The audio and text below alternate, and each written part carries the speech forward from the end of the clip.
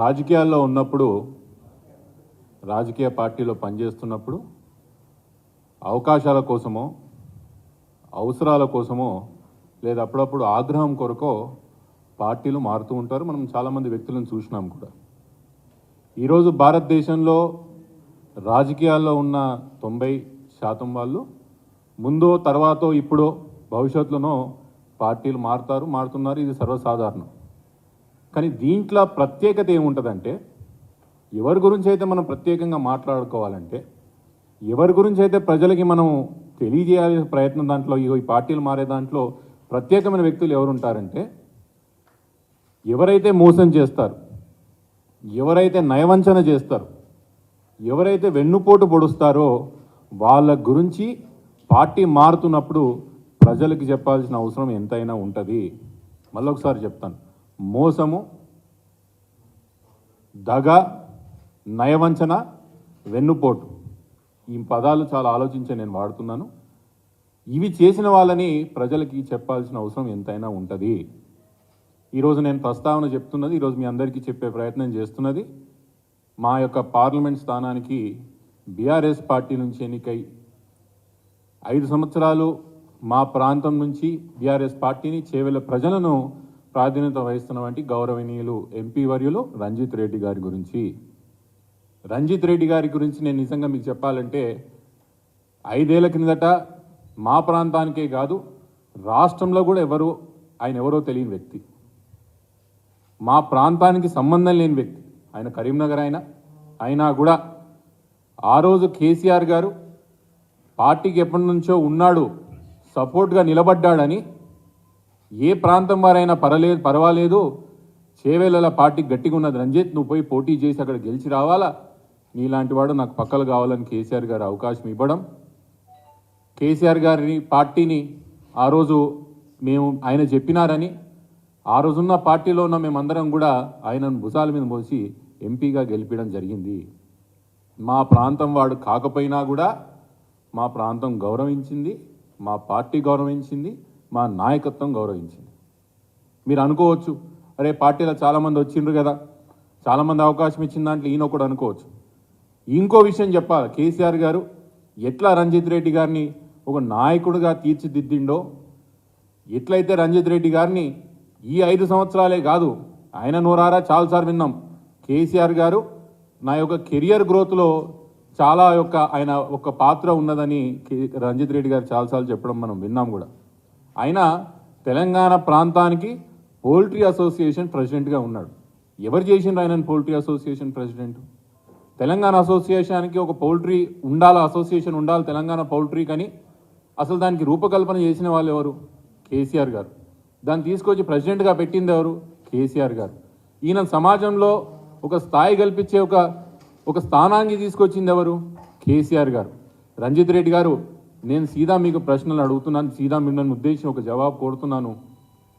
ఈరోజు మీకు ఎవరైతే రాజకీయంగా గుర్తింపు కలిగించినారు, ఎవరైతే మీకు సమాజంలో మీకు అంతో ఎంతో ఒక గుర్తింపు కలిగించినారో, ఆ వ్యక్తి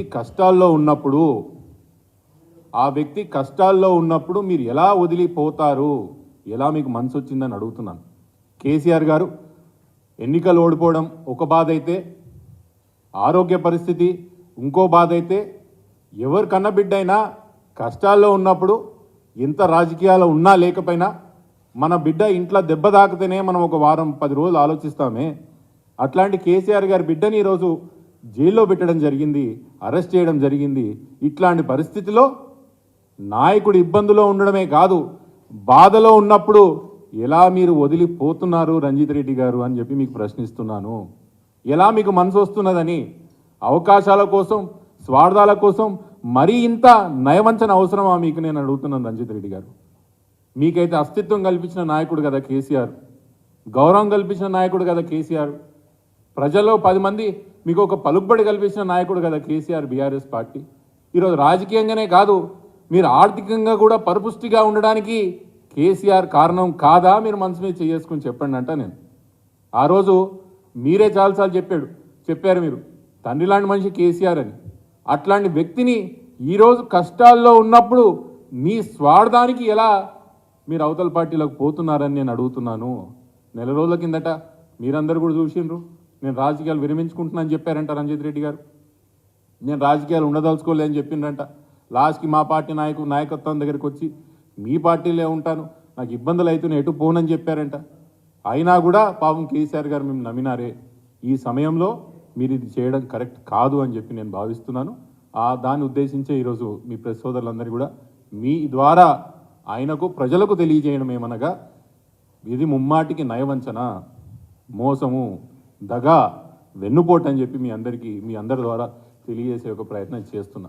ఇంకో విషయం, గమ్మతైన విషయం ఏంటంటే, ఈరోజు కాంగ్రెస్ పార్టీ కార్యకర్తలు మాట్లాడుకుంటున్నారు, అన్నా ఇది బేరం అయిపోయింది, Chevella parliament seat Congress party 100 కోట్లకి అమ్మేసిందని చెప్పి ఈరోజు మేము కాదు, కాంగ్రెస్ పార్టీ సగటు కార్యకర్తలు మాట్లాడుకుంటున్నారు. కాంగ్రెస్ పార్టీ సగటు కార్యకర్తలు ఈ భుజాలు జెండాలు మోయినికనే కానీ పదులు మోయినికే పనికిరావా అని అడుగుతున్నారంట. 10 ఏళ్ళు పాపం, 5 ఏళ్ళు వాళ్ళు కష్టాలు పడుకుంటూ ఆ పార్టీ నిలబెట్టుకున్నారు. మొన్నటికి మహేందర్ రెడ్డి గారిని తీసుకొచ్చి రుద్దడానికి ప్రయత్నం చేసిండ్రు.